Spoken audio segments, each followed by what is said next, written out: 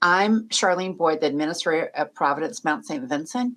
And I am Patricia Szabo. I live in Mount Vernon, Washington. I started working at Providence Mount St. Vincent 1995, and I'm 70, and I just retired. So how did you learn about coming to the mountain, come be part of this community? I saw an ad in the Seattle Times for a daycare intergenerational learning center teacher, and I had been a teacher in a previous life. So I applied and was accepted. I didn't know anything about the Mount. I didn't know anything about long-term care, although when I told my family that I was working in a nursing home, which is at that time what I referred to it as. I've learned a lot since then. You know, they were like, my daughter was just horrified. You can't work someplace like that.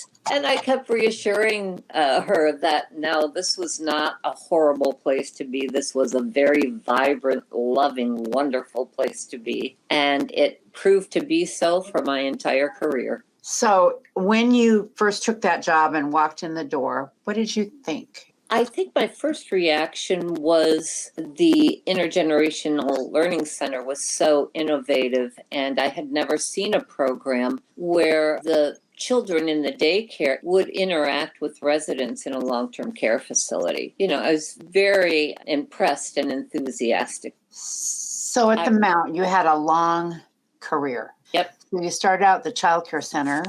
And where'd you go from there? I went to the Human Resources office. I worked there for a couple of years, and I met you.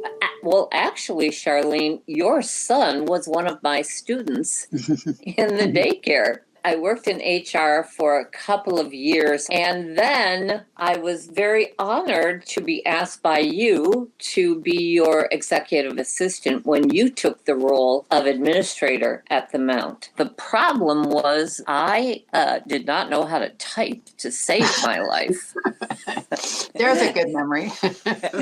I did my very best. You were a wonderful mentor. You didn't teach me how to type, but you taught me everything else about the Mount. Biggest thing I learned from you, Charlene, is anything is possible. You can work it out. From that administrative assistant position, I moved again into a very important role. Yeah, I moved into Director of Volunteer Services. I felt like I was integral in changing the culture around the Office of Volunteer Services. I made some changes that you supported me in, and I think that it made a difference to that program. After that, Swedish Medical Center bought Providence Cherry Hill, and the foundation at Providence Cherry Hill dissolved. Part of that foundation were two events. One was Christmas trees, and the other one was the wellness luncheon. I was asked if I would just for 1 year do the Oh Christmas Trees event so that the sisters could feel proud that they left Cherry Hill with things intact for Providence. That was in July, and I did Oh Christmas Trees.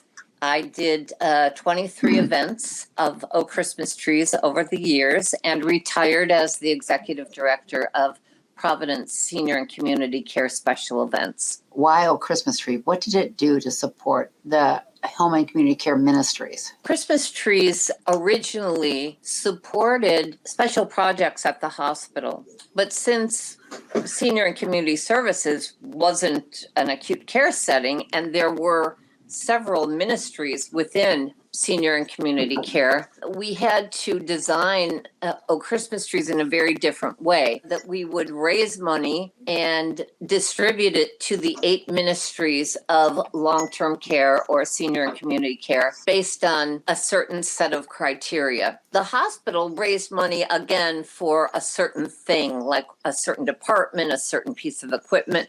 We raised money for 8 different ministries. Providence Mount St. Vincent was probably the recipient of the highest amount distributed every year for the past 24 years. And so it was a real connection there. I was very privileged over the years to have my office at Providence Mount St. Vincent, even while I wasn't working for your building anymore because it really gave me an opportunity to connect with the residents. And I had some very wonderful connections with our residents throughout my entire career.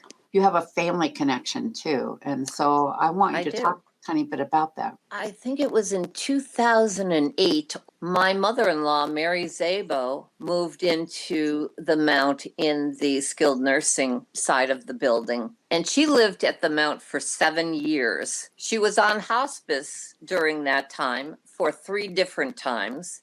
Each time she graduated from hospice. And she died in 2013 and had the most beautiful, beautiful death. It was a wonderful death. Whenever I think about it, I smile. So has that experience made you give you more empathy?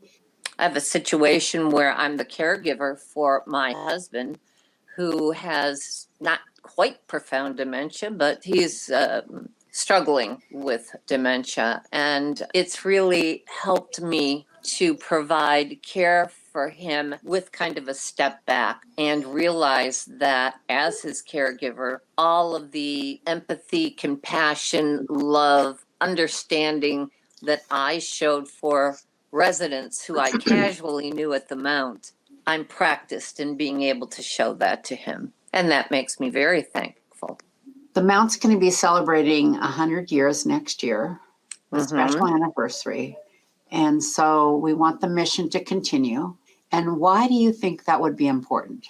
The people who live around and in the West Seattle community certainly do know about the Mount and its beautiful reputation in terms of quality of care. And so even as kind of the old guard from West Seattle is moving on, meaning, you know, they're dying, their family members are still so connected to the Mount. Providence Mount St. Vincent is a place where people can be sustained. Every employee there is recognized as an individual in a way that supports who they are. I mean, in 1995, I was so thrilled to see the diversity of people, all kinds of people, all kinds of backgrounds, all kinds of orientations. That is something that I had never seen before in my career. And this whole interview has been about the legacy of the Mount and how we celebrate 100 years in 1924. And I can't tell you how much I appreciate being able to interview you. You're one strong, wonderful woman. Okay, this interview is not about me. This interview is about you. Well, I'm one strong, wonderful woman as well.